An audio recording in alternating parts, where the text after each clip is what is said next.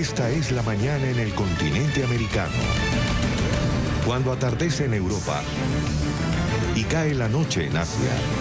Así despierta el continente americano y transcurre el día y la noche en el resto del mundo. La mañana. Con los buenos días damos la más cordial bienvenida a nuestros fieles televidentes de La Mañana de NTN 24, el repaso del acontecer internacional. Ruth del Salto, junto a ustedes en este 20 de noviembre del 2019. Vamos a empezar con información. Y empezamos con Colombia. Lo que sucede en este país cierra temporalmente sus pasos fronterizos con Ecuador, Venezuela, Brasil y Perú. Esta medida se aplica a los cruces por tierra, por agua.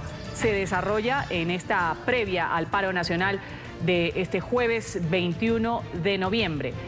Desde la madrugada de hoy hasta las 5 de la mañana del viernes 22 de noviembre, todos los pasos fronterizos, tanto terrestres como fluviales de Colombia, van a estar cerrados. Vamos directamente al puente internacional Francisco de Paula Santander, por donde cruzan a diario miles de personas. Allá saludamos a Diego de Pablos, quien tiene el reporte de lo que sucede a esta hora. 8 en punto de la mañana. Adelante, Diego. Hola, buenos días. Los Buen saludos día. del puente Francisco de Paula Santander entre Cúcuta y el municipio Pedro María Ureña en el estado Táchira venezolano. Y este fue uno de los 12 puntos que fue cerrado por las autoridades de Colombia desde ayer a las 12 de la noche hasta el próximo viernes 22 de noviembre a las 5 de la mañana. A esa hora se abrirá la estructura. Apreciemos cuál es el panorama que se vive hoy aquí en este paso fronterizo. Muy pocas personas pues se ven sobre esta estructura, solo se ven agentes de Migración Colombia y algunos policías que están custodiando el área, y el dispositivo de seguridad que ha aplicado la Policía Nacional está en los alrededores de este puente internacional y sobre toda la línea limítrofe. Asegura la policía que son más de 1000 hombres que han conformado este dispositivo de seguridad y que también cuenta con la participación del Ejército Nacional. 53 horas estará cerrada la frontera y hubo muchos venezolanos que dicen que no se socializó la medida y que han quedado atrapados a este lado tratando de pasar hacia territorio venezolano. Las autoridades han habilitado un corredor humanitario que solo se prestará el servicio para las personas que necesiten tratamiento médico y que presenten la respectiva documentación. Algunos alcaldes del área metropolitana de Cúcuta no estaban de acuerdo con el cierre de frontera porque según ellos se va a afectar el comercio, que es el único eje que activa la economía en esta zona del país. Por su parte, el gobernador, quien fue el que se solicitó al gobierno nacional que se cerrara la frontera, pues aplaudió la medida del gobierno nacional y dice que de esta manera se puede controlar el orden público y también la salud de los centros hospitalarios por si se presenta alguna emergencia durante el paro que se va a realizar el próximo jueves 21 en esta zona del país.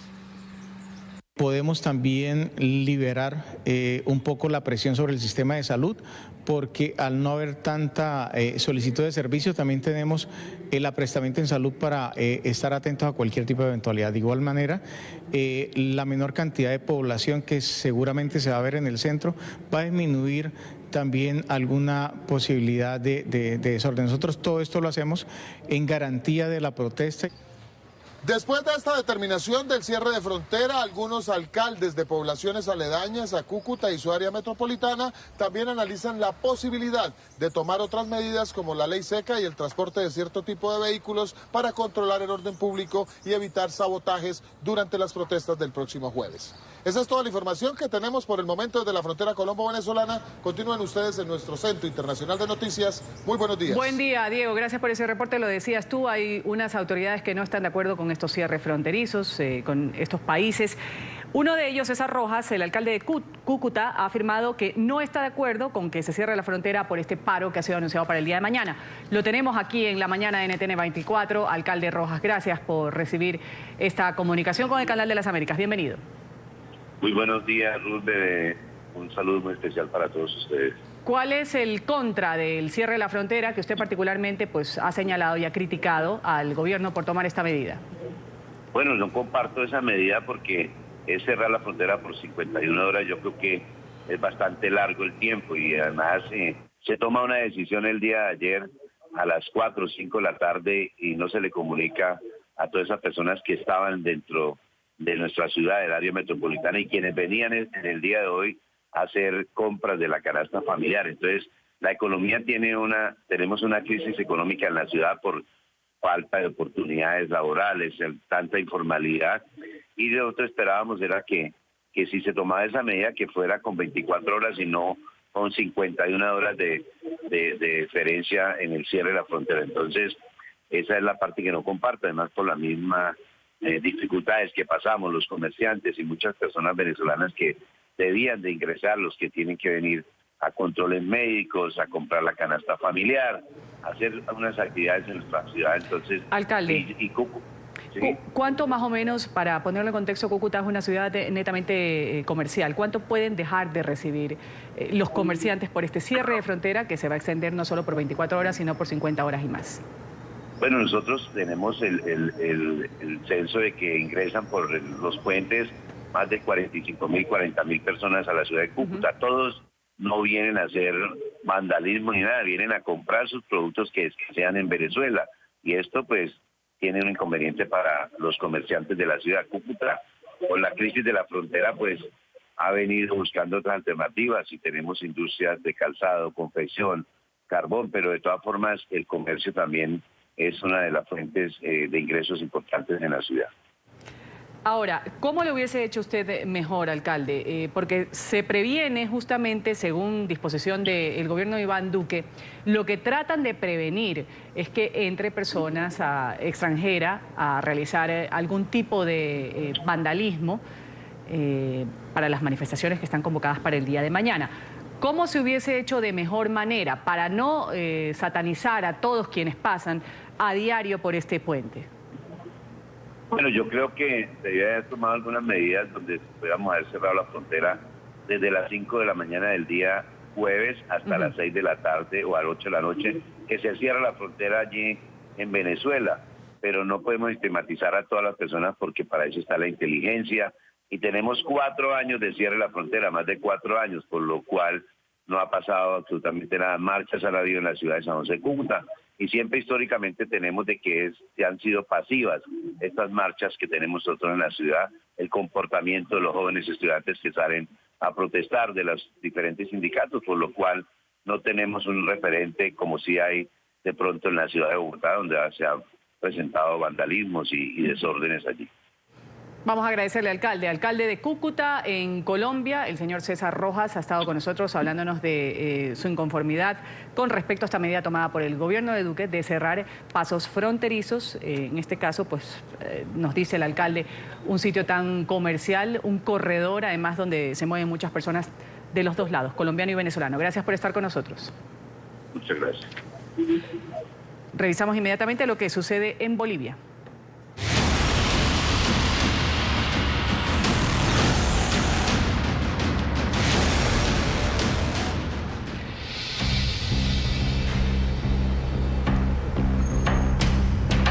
Es lo que ha sucedido en las últimas horas, nuevos enfrentamientos entre militares, manifestantes, pero que se han dado frente a una refinería en la ciudad del Alto que dejan 3 muertos, 30 heridos.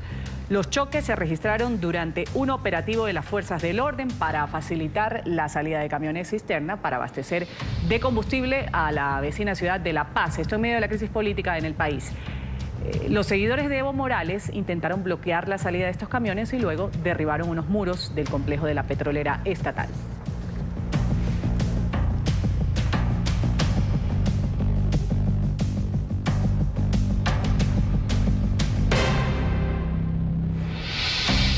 ¿Qué ha dicho el presidente o el expresidente Evo Morales? Desde México, vía Twitter, se ha referido nuevamente al gobierno interino de Yanín Áñez, lo ha calificado como una dictadura.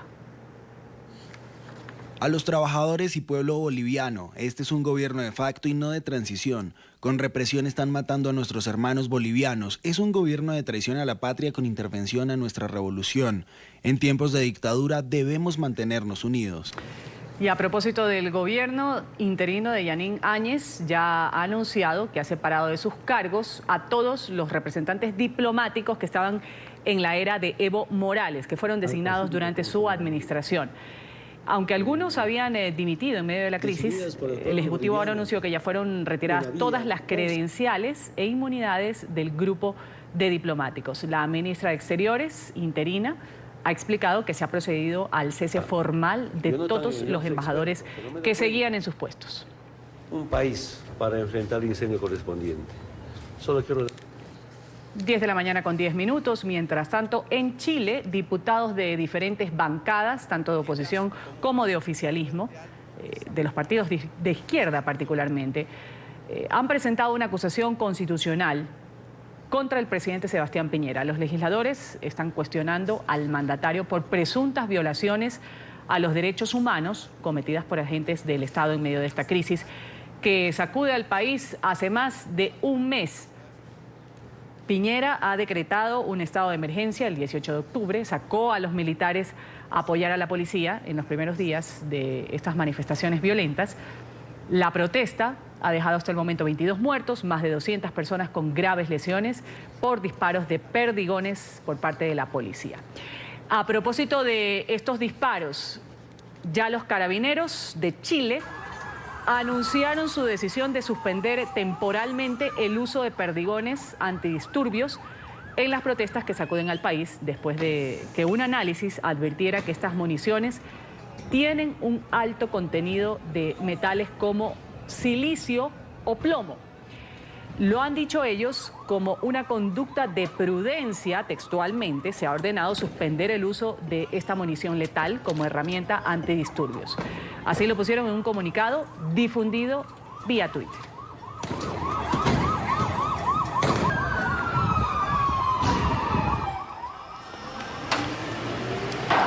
Revisamos inmediatamente los datos de la Cruz Roja.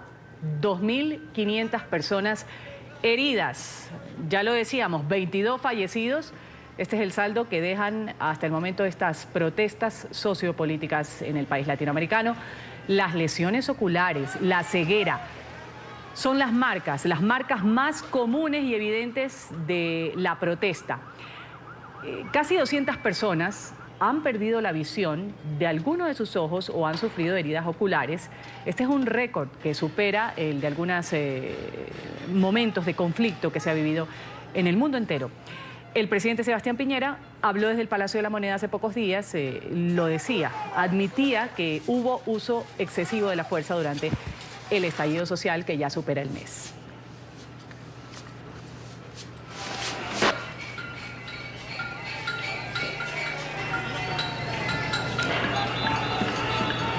Cristian David Aguilar, 17 años de edad, él ha recibido un impacto de un perdigón mientras observaba, según dice, la protesta. Estaba en su casa y en la ventana de su edificio, él estaba viendo lo que pasaba en las manifestaciones y recibió este impacto. Gracias por estar con nosotros, Cristian. Bienvenido a La Mañana. Hola, muy buenos días.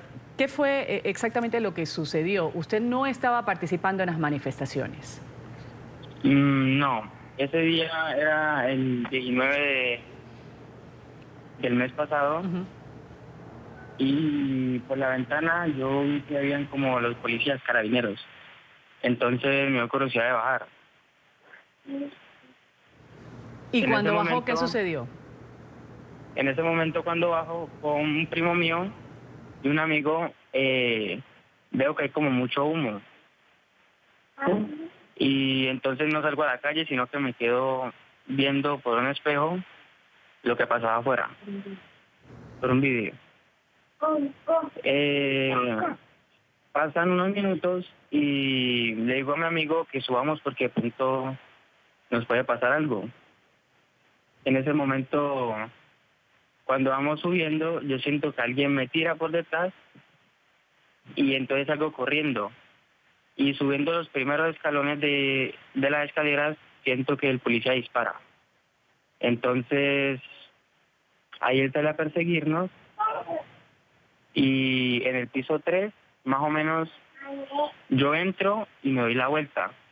Y subo por las otras escaleras. Y ahí llego al piso 9, cuando veo a mi amigo ahí tirado, lleno de sangre.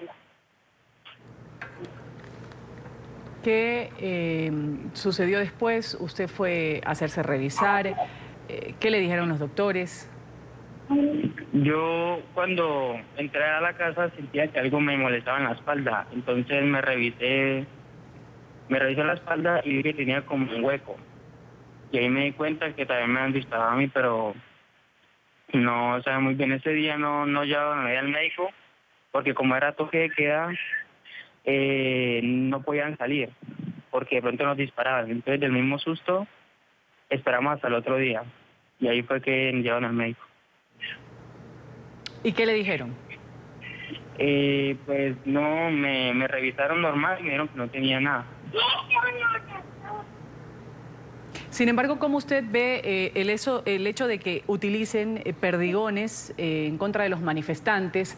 Como usted dice, en su caso fue por ir a curiosear una situación que se daba abajo de su edificio y recibió este impacto. ¿Cuán a menudo se da este tipo de uso de perdigones para dispersar las manifestaciones? Pues eso ya se da casi todos los días, porque todos los días hay alguien o muerto, o pierde un ojo, o quedan muy heridos porque la represión de los policías es son como muy agresivos. ¿Usted Muchas cree... veces hay manifestaciones pacíficas y termina como en un caos. El día de ayer justamente los carabineros anunciaron esta decisión de suspender temporalmente el uso de perdigones antidisturbios. ¿Tienen credibilidad los carabineros que están actualmente siendo protagonistas en cuanto a la contención de la protesta social en Chile? Disculpe, ¿me puedes volver a repetir? Sí, los carabineros han anunciado que ya no van a usar perdigones. ¿Usted cree que ellos en realidad van a cumplir con este objetivo? Ellos que están en las calles día a día tratando de detener que los manifestantes pues, se excedan en la protesta. Pues a mi parecer no creo, porque son demasiado violentos los carabineros. Cristian, muchas gracias por estar con nosotros aquí en la mañana. Cristian David Aguilar Mina, un joven que nos cuenta con su testimonio, fue herido, recibió impactos de perdigones mientras pues estaba observando una manifestación que se daba a los pies de su casa. Gracias y un buen día para usted en Chile. Ya, le agradezco mucho por dejarme compartir mi historia. A usted. Vamos inmediatamente a pasar a Nicaragua. La Organización de Estados Americanos ha alertado que el régimen de Daniel Ortega ha vuelto inviable la democracia nicaragüense. La Comisión de Alto Nivel de la OEA sobre Nicaragua, que fue creada en junio con la representación de Argentina, de Canadá, de Estados Unidos, también está Jamaica y Paraguay, denunció una alteración del orden constitucional en este país centroamericano. Advierten que la crisis requiere la acción urgente de la comunidad internacional para restaurar las libertades civiles, las políticas también que consideran han sido cercenadas. Y nosotros, ahí sí, nosotros...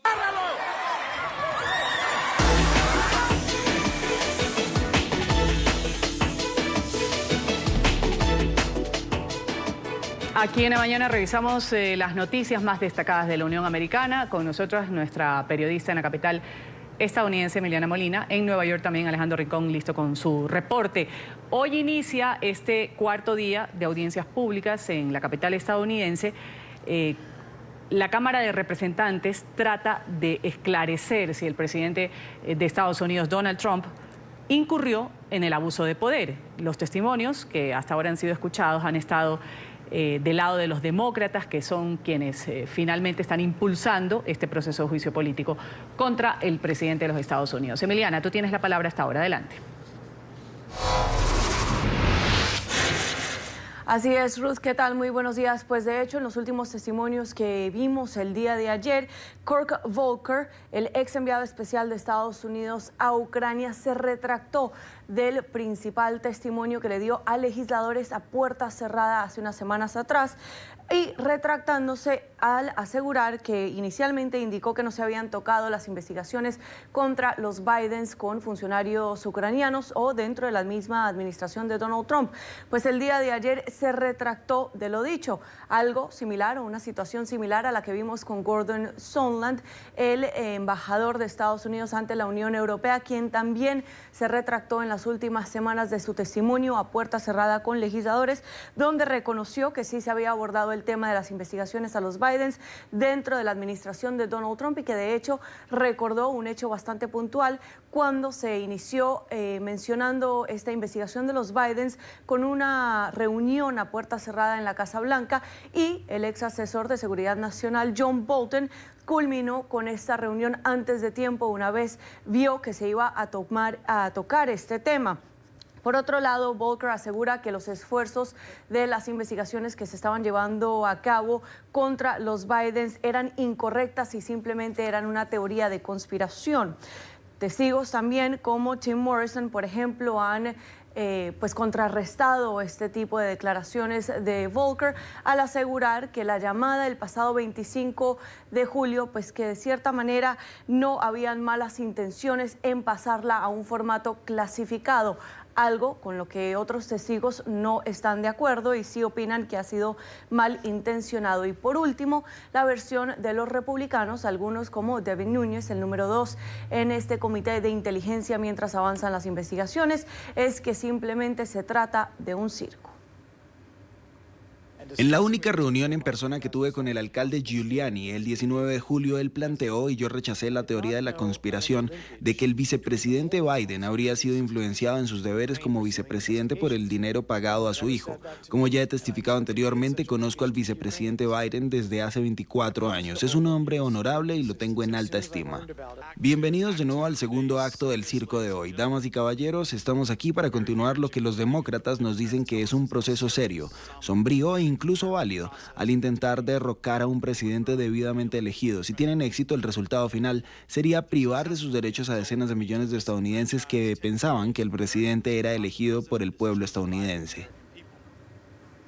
Bueno, y después de retractarse de partes de su testimonio que le dio a legisladores a puerta cerrada, el día de hoy testificará ya públicamente Gordon Sondland, el embajador de Estados Unidos ante la Unión Europea, un testimonio clave. ¿Por qué? Porque Sondland tuvo acceso directo al mandatario estadounidense Donald Trump, continúa teniendo acceso directo al Ejecutivo y de hecho ha sido uno de los funcionarios que ha liderado estas políticas en cuanto a los temas de Ucrania. Será el primero en testificar el día de hoy y en las horas de la tarde testificará Laura Cooper, que es la secretaria adjunta de Asuntos de Defensa en temas de Rusia, Ucrania y también euroasiáticos. Ruth, estamos en directo desde Washington. Les saluda Emiliana Molina. Emiliana, deseándote un buen miércoles. Gracias por tu reporte. Pasamos inmediatamente a Nueva York, donde el tema en Medio Oriente se toma el día de hoy. El Consejo de Seguridad ha convenido consultas urgentes. La Secretaría General de la ONU en la ciudad de Nueva York. Ahí va a ser el epicentro de este debate por la situación que se vive. Alejandro Rincón nos ahonda más sobre este problema que se registra y sobre los países que están involucrados en este conflicto.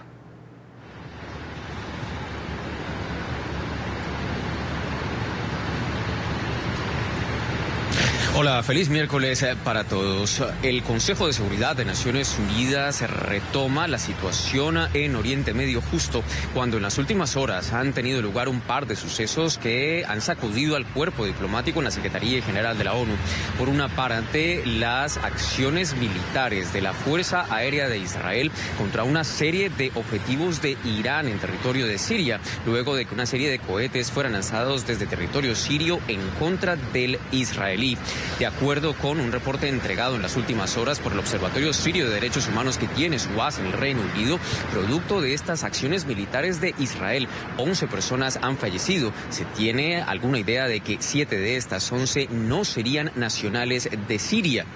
Entre tanto, también en las últimas horas ha generado intensas reacciones en el cuerpo diplomático de Naciones Unidas la decisión del gobierno de los Estados Unidos de modificar décadas de sus habituales políticas en el frente internacional a raíz de la modificación de su postura sobre los asentamientos de Israel en territorios reclamados por los palestinos, algo que es apoyado por ahora por Washington. Justo a la luz de esta última determinación, la Secretaría General de Naciones Unidas, a través de su portavoz, recordó que para el organismo organismo internacional. Su postura no cambia a pesar de la nueva voz de los Estados Unidos. Esto dijo el portavoz del secretario general, Antonio Guterres. Nosotros seguimos guiados por las resoluciones del Consejo de Seguridad, apoyando a los palestinos y a israelíes para que puedan alcanzar una paz duradera en la región. El secretario general regularmente informa sobre estas resoluciones que ustedes ya conocen. Él también permanece guiado por esta línea de resoluciones con relación a la ley internacional y a lo que ha ocurrido, como un vehículo claramente para encontrar una solución y una paz comprensible para todos.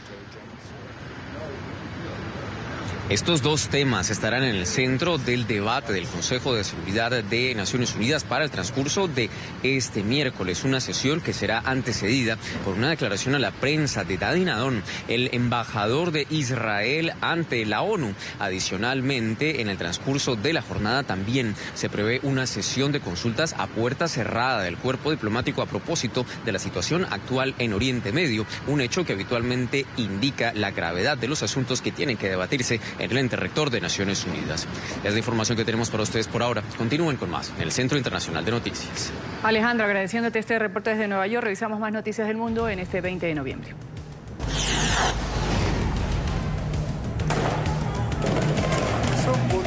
Momentos de pánico se han vivido la noche de este martes en México. Un enfrentamiento entre policías y presuntos sicarios se registró en un centro comercial de Nuevo Laredo, en Tamaulipas, el estado donde hay presencia de varios carteles del narcotráfico y también del crimen organizado. Los delincuentes entraron a este sitio, generaron terror entre vendedores, entre clientes también, mientras los uniformados los perseguían. Tras varios minutos, la policía logró detener a 2 personas que se habían escondido en una bodega. Los otros sicarios lograron huir por una carretera que conduce a Monterrey, bloqueando la vía e imponiendo retenes ilegales. Los hechos no han dejado lesionados, tampoco víctimas mortales.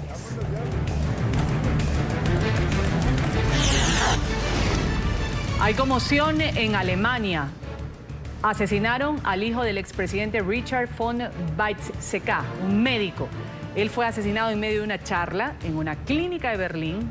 Sucedió la mañana de este miércoles. La víctima fue atacada por un hombre de 57 años de manera repentina. El galeno recibió una puñalada en el abdomen que le causó la muerte inmediata. Un policía que se encontraba en este lugar intentó detener al atacante y resultó herido. El agresor no tiene antecedentes y permanece en este momento bajo custodia.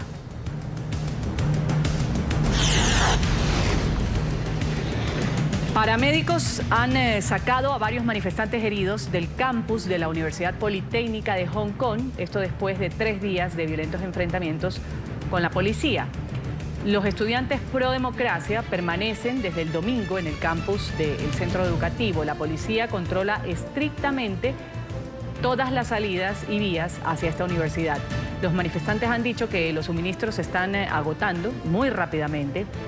Algunos ya se han entregado a las autoridades, pero alrededor de 100 aún permanecen dentro del campus.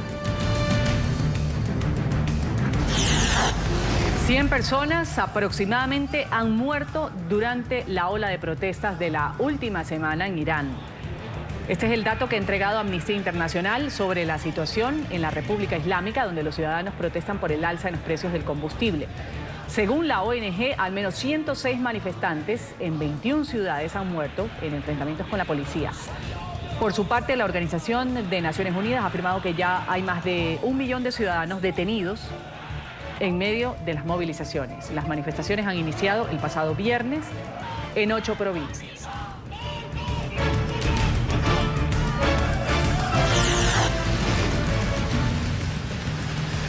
Una poderosa tormenta de granizo azota la costa este de la isla sur de Nueva Zelanda. Las bolas de hielo fueron como el tamaño de pelotas de golf. Las autoridades han informado que al menos 700 rayos cayeron en tan solo 2 horas en la región de Canterbury. Además, han advertido que las lluvias van a continuar a lo largo de toda la semana en esta región.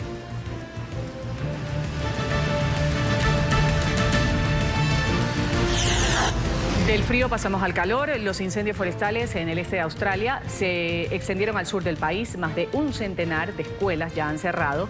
Los residentes de las regiones de alto riesgo se preparan para evacuar sus hogares el día de hoy. Las conflagraciones han cobrado la vida de 4 personas, han destruido más de 1 millón de hectáreas. La australiana Toni Doherty, que ayer fue noticia, se ha reencontrado con este koala que rescató, que ayudó a salir de las llamas. La mujer lo ha visitado un día después en un hospital donde el animal, bautizado como Lewis, se recupera de las quemaduras que sufrió. La mujer ha explicado que fue como un instinto natural que tuvo, el que la llevó a bajarse del automóvil, quitarse su camisa para socorrer al koala que atravesaba una zona en llamas junto a una carretera.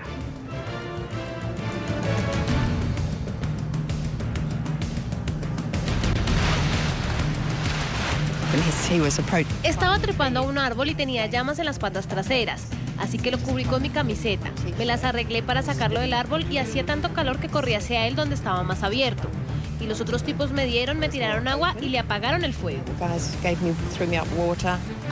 Bueno, como era un animal indefenso que iba directo al fuego, sabía que si no lo bajábamos del árbol estaría ahí arriba entre las llamas. Así que de inmediato pensé en llegar hasta él, apagar el fuego, y en cuanto lo atrapé me di cuenta que teníamos agua en el coche y un instinto natural.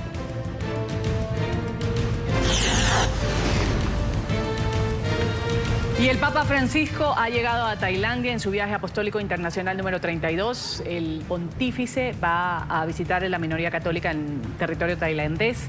En sus 3 días de gira, el Papa va a abordar temas como el tráfico de personas, las negociaciones de paz. Juan Pablo II, él fue el último jerarca de la Iglesia Católica en visitar Tailandia hace 35 años.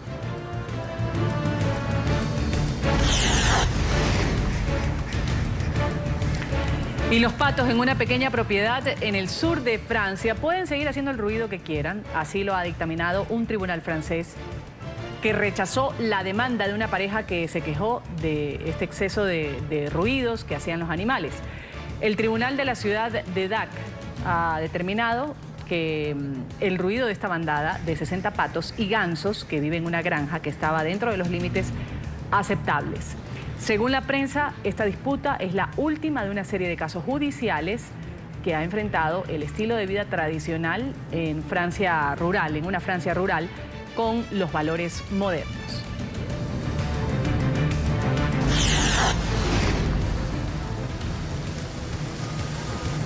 Con este espectacular show de luces, el Reino Unido ya le ha dado la bienvenida a la temporada navideña. Los jardines de Kew Gardens en la ciudad de Londres han sido iluminados con más de 1 millón de bombillos. Los visitantes han podido disfrutar del espectáculo a lo largo de un sendero de 2.7 kilómetros. Esta experiencia combina la tecnología, la naturaleza y se va a extender hasta el próximo 5 de enero.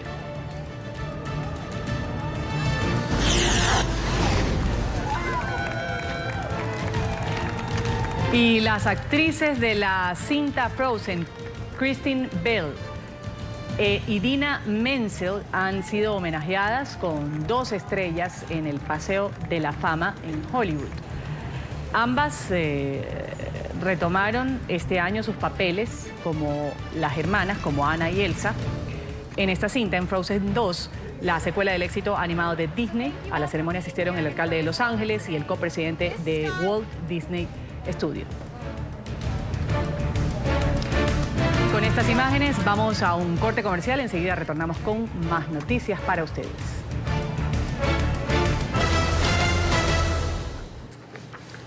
En Venezuela han sido liberados en horas de la noche de este martes los periodistas que habían sido detenidos por funcionarios de la Dirección General de Contrainteligencia Militar del régimen de Maduro. ¿Qué fue lo que sucedió? Oliver Fernández nos amplía esta información desde Caracas, la capital. Adelante, Oliver. Un buen día para ti, Ruth. Un gusto saludarte desde Caracas y también a nuestros televidentes. Bueno, lo que ocurrió es que la DIGESIM pues allanó a este medio de comunicación denominado Entorno Inteligente en horas de la tarde. Los equipos de BPI TV y también de Caraota Digital se trasladaron al lugar para tratar de darle cobertura a este allanamiento y también para saber el por qué del allanamiento. Pues los funcionarios de la Dirección de Contrainteligencia Militar, pues agarraron a estos muchachos, a estos jóvenes, y los apresaron, se los llevaron a la Dirección de Contrainteligencia Militar ubicada en Boleíta, al este de la capital venezolana, y uno de los comunicadores lamentablemente parece que cometió un error, dijo que no tenían orden de allanamiento, y la orden de allanamiento sí estaba circulando a través de las redes sociales. ¿Qué pasó aquí? Bueno, entonces fueron investigados, fueron interrogados por varias horas, y el último en salir fue precisamente uno de estos comunicadores, el que dijo que supuestamente no tenían orden de allanamiento. Aquí el detalle es, Ruth, que sencillamente si la Dirección de Contrainteligencia Militar necesita un derecho a réplica, pues el medio de comunicación se lo da. Pero al parecer lo que se ha dicho es que bajo coacción lo hicieron grabar un video al periodista retractándose de lo que había dicho. Esto, por supuesto, fue rechazado tanto por el Sindicato Nacional de Trabajadores de la Prensa y también por el presidente encargado de Venezuela, Juan Guaidó, quien ha dicho que solo en dictadura se secuestran a los periodistas en Venezuela. Pero vamos a ver estas reacciones. Liberado equipo de VPI-TV conformado por Andrea Espinosa, Jonathan Bello, Dan Hert Zorrilla y Jonathan Azuaje, y el conductor de Caraota Digital, Roger Castillo. Se espera que en los próximos minutos se concrete la liberación del reportero Miguel da Silva. Solo las dictaduras que le tienen pánico a la verdad secuestran a periodistas por hacer su trabajo, informar al ciudadano. Sabemos del compromiso del periodismo venezolano y que jamás se van a dejar intimidar. Cuenten con nuestro respaldo y el de toda Venezuela. Y en conjugación un poco, Oliver, sobre lo que dice el presidente interino de Venezuela, que solo en las dictaduras pasan este tipo de cosas. Los periodistas, los comunicadores han dicho que no les han devuelto sus equipos de trabajo, tampoco sus teléfonos celulares. Que pasen otro día a ver si se los devuelven. Bueno, eso es una práctica recurrente cuando ha habido detenciones a periodistas en Venezuela. Prácticamente uno se queda sin celular, sin los equipos que le pertenecen al medio de comunicación, incluso los celulares que son, son propiedad privada, y además eso está prohibido, según lo que dice la Constitución de la República Bolivariana de Venezuela y también el Código Orgánico Procesal Penal. A uno no le pueden quitar, a los periodistas ni a una persona en común, quitarle su teléfono celular. Eso es una cosa muy personal. Sin embargo, esto es una práctica recurrente, es lo que siempre ha ocurrido durante los últimos años en Venezuela cuando un periodista es lamentablemente apresado por los cuerpos de seguridad del Estado. Siempre, por lo general, es llevado o al Servicio Bolivariano de Inteligencia Nacional, SEBIN, o a la DIGESIN, y allí pues se quedan con los equipos. Los periodistas duran meses tratando de recuperarlos y lamentablemente pues esto no ocurre. Nunca son recuperados los equipos ni para los medios de comunicación ni tampoco los teléfonos celulares que son personales. También, Ruth, es importante destacar que justamente hablando de protestas, la Asamblea Nacional se pronunció este martes en la sesión ordinaria, pues ha dicho que no se puede seguir apelando a lo que es la represión de los ciudadanos en medio de la protesta. Esto porque ya se ha visto, por supuesto, a los cuerpos de seguridad, al Servicio Bolivariano de Inteligencia, también a la Policía Nacional Bolivariana, desplegada a lo largo y ancho, por ejemplo, de la capital, que es donde nosotros nos encontramos, y esto, por supuesto, trae como consecuencia la intimidación para las personas que pretendan protestar en este llamado que ha hecho justamente el presidente encargado de Venezuela, Juan Guaidó, en una protesta sostenida que se ha dado ya durante toda esta semana y desde este sábado 16 de noviembre que se dio la primera protesta fuerte. Bueno, ya ha habido una protesta sostenida y entonces la Asamblea Nacional ha rechazado que se pretenda justamente reprimir a los ciudadanos. Nuestro compañero Luis Laya realizó el siguiente informe, vamos a verlo. En Venezuela la protesta es un derecho consagrado en la Constitución y debe ser respetado. Así lo afirman desde el Parlamento Nacional, asegurando que la represión que ejerce el régimen busca callar a la disidencia. No puede ser posible que el derecho constitucional a manifestar es de ustedes, impune, sin tasación, donde les dé la gana y cuando les dé la gana, y cuando nosotros salimos a manifestar tenemos que hacer de tripas corazón para evitar que no nos vieran y nos maten a nuestra gente. Esta es la respuesta del Parlamento a las acusaciones de Nicolás Maduro y la bancada madurista ante la AN sobre querer desestabilizar y generar terror. Acusan a Juan Guaidó de fomentar la violencia. A rebeliones populares, tratando de llamar a la gente a que desconozcan la Constitución, tratando de llamar a la gente a que dé un golpe de Estado, tratando de llamar a la gente, junto con sus amigos rastrojos, a que haya terrorismo. Bueno, ese es un problema de él. Mientras tanto, desde el ala democrática denuncian que la violencia ha sido el arma del régimen para acabar con la calle, siendo fomentada por los cuerpos policiales y militares. Aseguran, se esconde detrás de querer mantener el orden público. Las cosas son al revés. La violencia se produce porque primero hay represión. Y cuando no hay represión, no hay violencia. No va a haber ningún tipo de amedrentamiento que frene la lucha del pueblo venezolano. Otro punto de debate este martes fue la corrupción. Desde la bancada madurista denuncian que el gobierno interino se habría robado el dinero de la ayuda humanitaria para pagar a diputados y otros grupos, mientras que desde la bancada democrática aseguran que ese dinero está en manos de ONGs, que ellos no lo han tocado y que el desfalco a la nación lo realizó el régimen. Esa gigantesca estafa que le han hecho al pueblo venezolano. Un poco de risa que ellos hablen de corrupción y de crímenes financieros, cuando solo por Cadivi se perdieron en este país más de 240.000 millones de dólares reconocidos por la misma presidenta del Banco Central, en Neve Tancur, en el año 2012.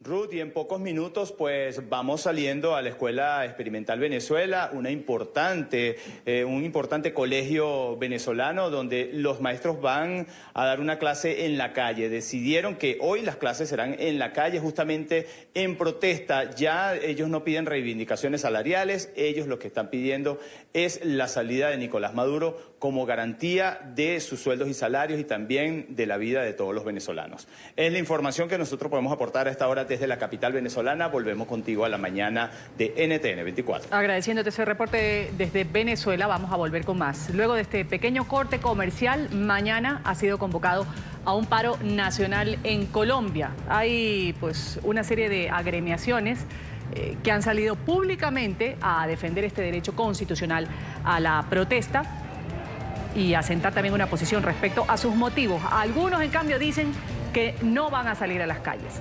Enseguida volvemos. 8:52 en Colombia, un país que vive momentos de tensión.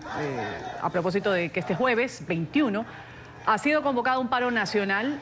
Muchos lo catalogan que va a ser un paro sin precedentes en contra del gobierno de Iván Duque. Distintos gremios de la sociedad colombiana, entre los que se encuentran estudiantes, profesores, el sindicato del sistema carcelario, indígenas, comunidades afro, sindicatos de la Fiscalía Nacional y hasta ambientalistas van a estar en las calles. Los reclamos son múltiples, cada día se añaden nuevos puntos a esta lista.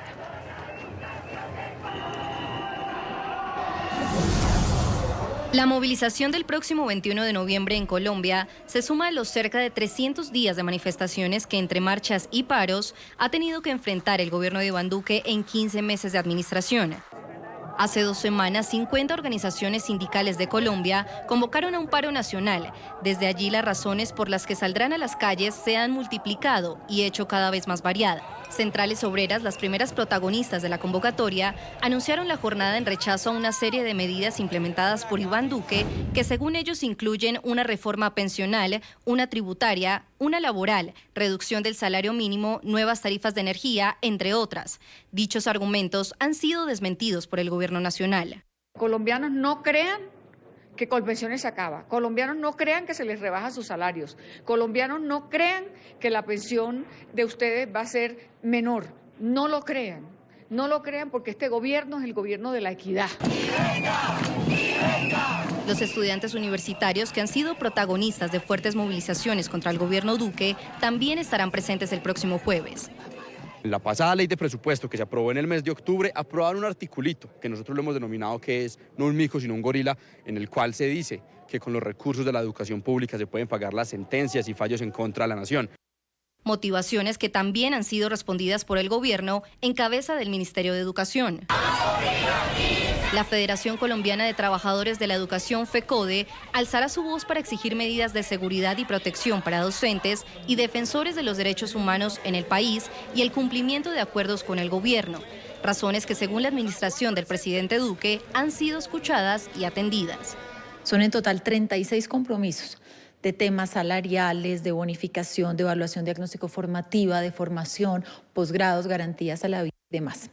Líderes sociales, comunidades indígenas y afro argumentan motivos coyunturales para marchar. La ola de violencia que mantiene aterrorizadas especialmente a estas poblaciones se ha recrudecido en las últimas semanas. El gobierno nacional ha anunciado un plan de seguridad y acciones sociales para enfrentar esta problemática que ha afectado principalmente a los departamentos del Cauca y norte de Santander. Algunas otras razones han sido alentadas desde las redes sociales. El bombardeo del ejército en Caquetá, en el que perdieron la vida 8 menores que habían sido reclutados por disidencias de las FARC que operan en la zona, es uno de los ejemplos. Los pasos fronterizos terrestres y fluviales han amanecido ya cerrados. El gobierno de Iván Duque ha ordenado los cierres fronterizos a partir de hoy. Se van a mantener así hasta las 5 de la mañana, hora local, el día viernes 22 de noviembre. Los operativos de seguridad se van a concentrar en gran medida en la frontera colombo-venezolana. Según las autoridades colombianas, esta medida se toma con el fin de garantizar la total normalidad en el desarrollo de las protestas que se van a adelantar el día de mañana en diferentes regiones del país y evitar así el ingreso de personas infiltradas, según han dicho, que quieran crear desórdenes o actos vandálicos durante este 21 de noviembre. En esta misma línea, la Oficina de Migración Colombia ha informado que ha expulsado ya a 24 extranjeros que, según ellos, han querido afectar la tranquilidad y el orden público en Colombia. Además, su director ha afirmado que los extranjeros y nacionales que atenten contra las personas, los bienes públicos y privados van a ser judicializados.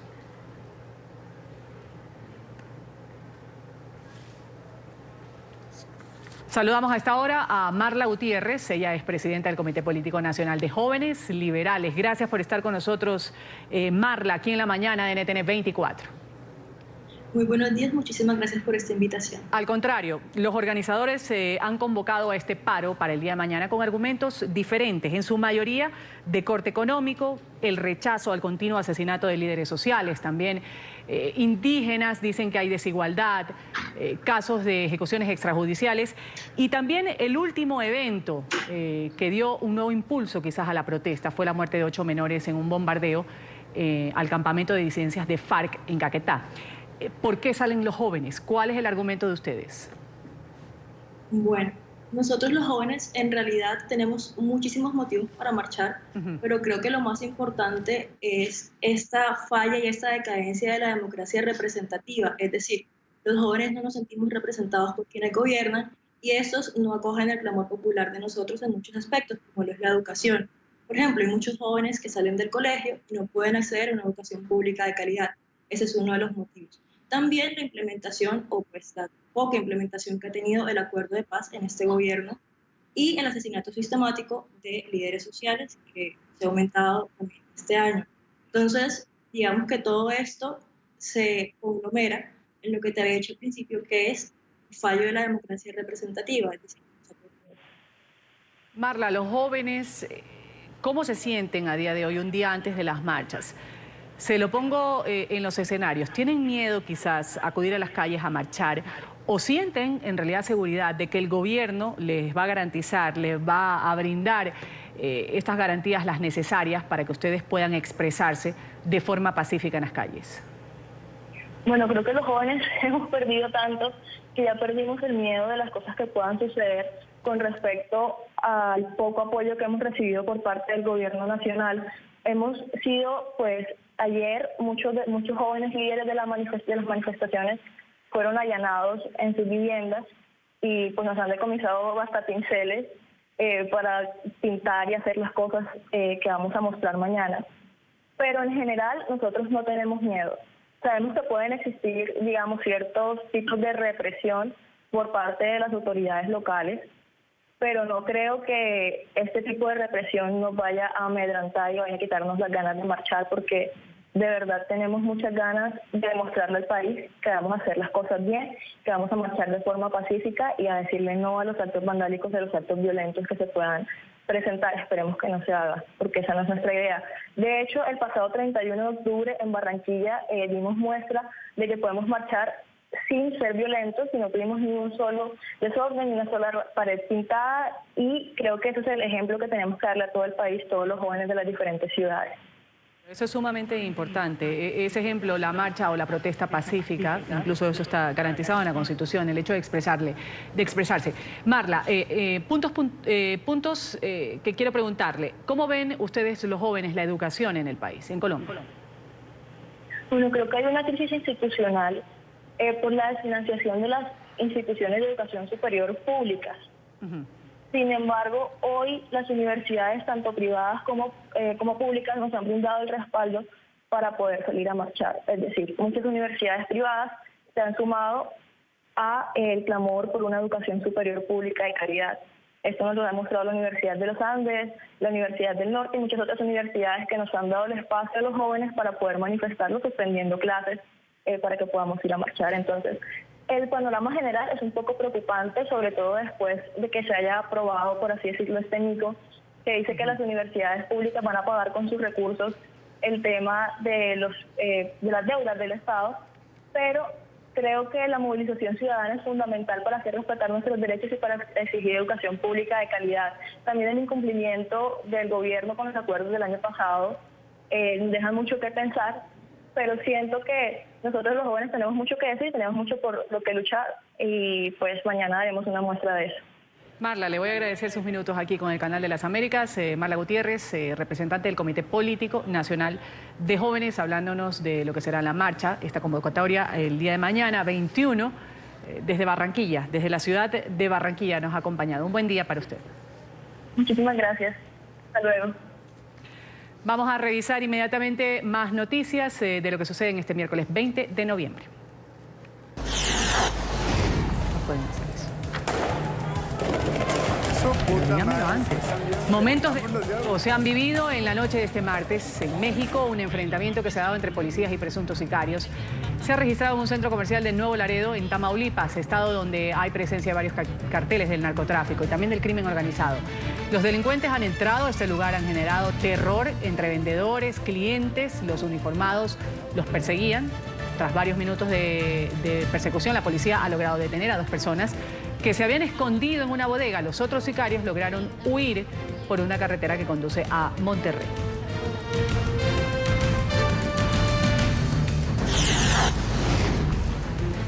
No cesa la violencia en Bolivia, nuevos enfrentamientos entre militares y manifestantes frente a una refinería, esto en la ciudad de El Alto. Dejan 3 muertos, 30 heridos. Los choques se han dado durante un operativo de las fuerzas del orden para facilitar la salida de camiones cisterna, para abastecer de combustible a la vecina ciudad de La Paz. En medio de la crisis política que vive el país, seguidores de Morales han intentado bloquear la salida de estos camiones. Luego derribaron muros del complejo de la petrolera estatal. Diputados de diferentes partidos de izquierda en Chile han presentado una acusación constitucional contra el presidente Sebastián Piñera. Los legisladores cuestionaron al mandatario por presuntas violaciones a los derechos humanos cometidas por agentes del Estado en medio de la crisis que sacude al país. Desde hace más de un mes, Piñera ha decretado un estado de emergencia el 18 de octubre. Sacó a los militares a apoyar a la policía en los primeros días de manifestaciones violentas. Las protestas dejan hasta el momento 22 muertos, más de 200 personas con graves lesiones oculares por disparos de perdigones. La Organización de Estados Americanos ha alertado que el régimen de Daniel Ortega ha vuelto inviable la democracia nicaragüense. La Comisión de Alto Nivel de la OEA sobre Nicaragua, creada en junio con la representación de Argentina, de Canadá, Estados Unidos, Jamaica y Paraguay, denunció una alteración del orden constitucional en el país centroamericano. Advierten que la crisis requiere la acción urgente de la comunidad internacional para restaurar las libertades civiles y políticas que consideran han sido cercenadas.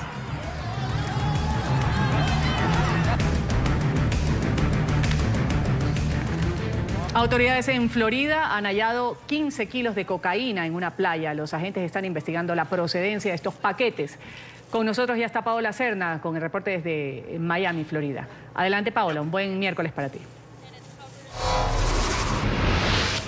Hola, ¿qué tal? Muy buenos días. Pues viene una llamada a la oficina del alguacil del condado Flagler. Alertó a la policía de la ciudad de Palm Coast sobre la presencia de varios paquetes sospechosos justo en la playa de dicha ciudad. Cuando llegaron ahí los agentes de la policía se dieron cuenta que se trataba de 15 paquetes independientes. Cuando abrieron dichos paquetes, pues se encontraron que por lo menos uno de ellos contenía cocaína, eso de acuerdo a las pruebas que se le hicieron. Otro de ellos también tenía heroína, y de acuerdo también con lo que han dicho las autoridades, pues al parecer estos paquetes estuvieron durante bastante tiempo en el mar porque venían ya rodeados de vernáculos y también de algas. Incluso algunos de ellos ya tenían arena por dentro. No es la primera vez que apariciones como esas ocurren en las playas de la Florida. Justo en el mes de septiembre hubo otro hallazgo de droga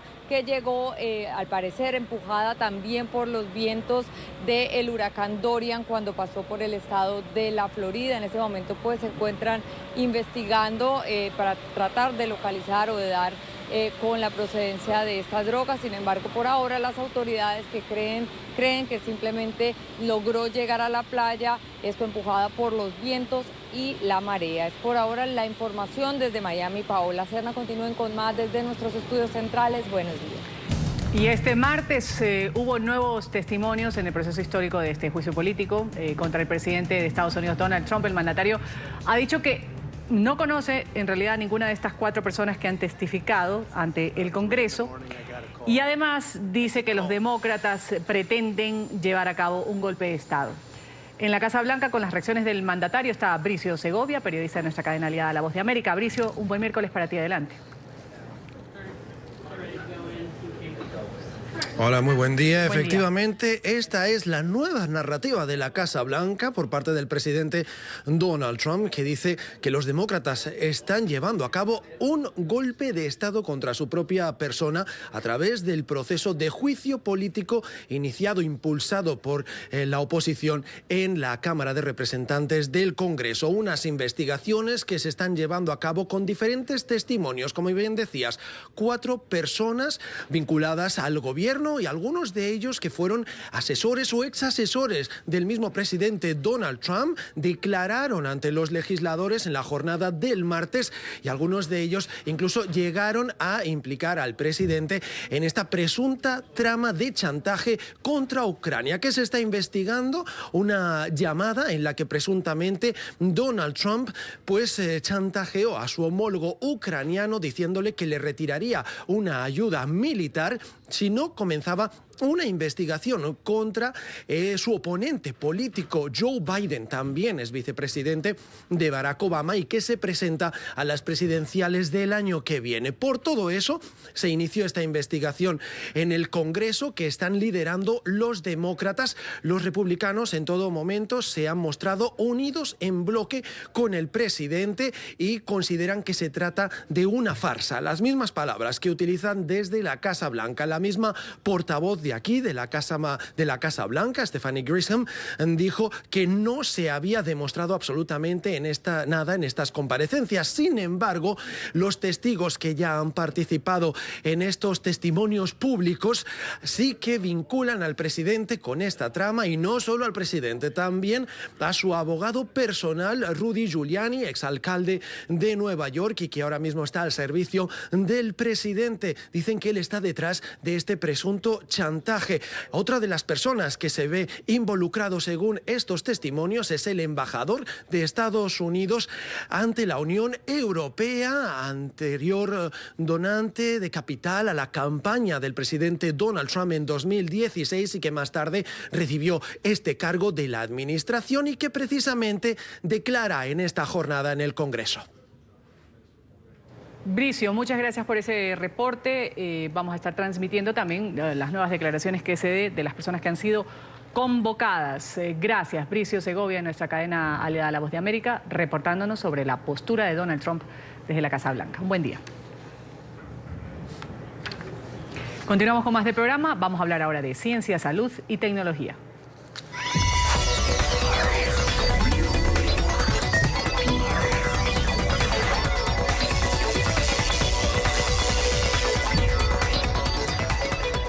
Álvaro Dávila ya está con nosotros para presentarnos el segmento y hablarnos además del Día del Psicólogo.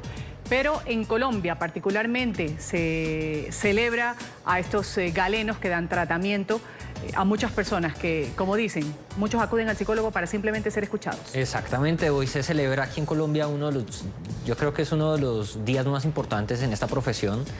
Y es una profesión que, como tú lo dices, sí permite estudiar la conducta humana, permite estudiar los entornos, los grupos humanos, su comportamiento, su mentalidad. Entonces yo creo que sí es una celebración, una conmemoración muy importante. Cabe aclarar que cada 20 de noviembre se hace desde 1947, cuando la Universidad Nacional, las directivas de la Universidad Nacional en ese momento dan un decreto o un acuerdo que es el 231 que da pie a la construcción del Instituto de Psicología de la Universidad Nacional y genera la primera promoción de estos graduados en esta carrera. Entonces sí es muy importante, yo creo que este día para todos los psicólogos y pues igual un feliz día. Un feliz día al psicólogo. También hablamos, Álvaro, el día de hoy, el Día Mundial de la Enfermedad Pulmonar Obstructiva, la crónica. Sí, esta es una enfermedad, muy complicada. Es una enfermedad que es potencialmente mortal si no se trata a tiempo. Es una enfermedad que se puede prevenir, pero no es curable. Y es una enfermedad que, según la OMS, se proyecta que para el 2030 sea la cuarta causa de muerte en el mundo. Entonces, preparamos un informe, si quieres veámoslo y conozcamos más sobre la EPOC. La enfermedad pulmonar obstructiva crónica más conocida como EPOC es una de las más padecidas a nivel mundial. Según la OMS, se estima que para el 2030 esta enfermedad pueda llegar a ser la cuarta causa de muerte debido a sus altos índices de riesgo. La EPOC es un conjunto de dolencias pulmonares crónicas que limitan el flujo de aire progresivamente. Esta enfermedad puede ser identificada a través de síntomas como tos crónica y falta de aire. El pulmón se vaya destruyendo y las paredes de los pulmones se vayan destruyendo. Lo que pasa es que nosotros tenemos una capacidad pulmonar que es como mucho más grande de lo que nosotros necesitamos en el día a día. Así que muchas veces no descubrimos que tenemos esta enfermedad hasta que ya más o menos hemos perdido el 50% de la capacidad pulmonar. A pesar de no ser una enfermedad conocida, la EPOC afecta a más de 251 millones de personas a causa de factores de riesgo como el humo del cigarrillo, el humo de la madera quemada y el humo de la contaminación. Al ser afectadas estas vías respiratorias, el flujo de aire que ingresa al organismo va a disminuir a un punto en el que subir escaleras e incluso salir de casa puede ser un problema. Es por esto que una de las recomendaciones más importantes es evitar el consumo de tabaco. Es dejar de fumar, es hacer esos espacios libres de humo. Lo más importante es que si el paciente está fumando o la persona está fumando, deje de fumar. Porque siempre dejar de fumar lo único que va a traer son beneficios para la salud y entre esos detener la progresión de cualquier enfermedad que se esté gestando. La EPOC no tiene cura, sin embargo existen tratamientos que pueden ayudar a regular su progresión. Hay dos tipos de tratamiento, un tratamiento no farmacológico que ya hablamos un poquito de dejar de fumar, pero también está que hagan actividades físicas, que tengan una vida sana, que estén en espacios que estén bien ventilados. Bueno, Ruth, como viste, es una enfermedad que sí hay que tratar, se debe tener los cuidados necesarios, pero lo más importante, y para todos los televidentes, se debe evitar el tabaco. Es importante, es la mejor forma de prevenirlo, pero también la mejor forma de controlarlo. Muy buena recomendación, gracias Álvaro. Álvaro Dávila del segmento Ciencia, Salud y Tecnología, aquí en La Mañana. Gracias, mañana venimos con otro tema interesante, con el regalo respectivo. Gracias, Eduardo, por tu resumen deportivo. Ustedes, gracias por su sintonía con el canal de las Américas. NTN 24, enseguida quédese con la señal de Club de Prensa. Ya está José Díaz Briceño. Vamos a hablar de este cuarto día de las audiencias públicas dentro de la investigación del juicio político a Trump. José, un buen día para ti.